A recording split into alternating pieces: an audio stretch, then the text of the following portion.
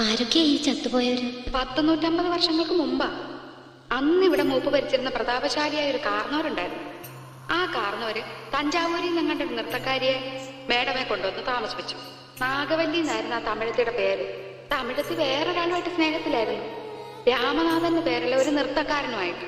കാർന്നവരെങ്ങനെയോ ഈ രഹസ്യങ്ങളൊക്കെ അറിഞ്ഞു.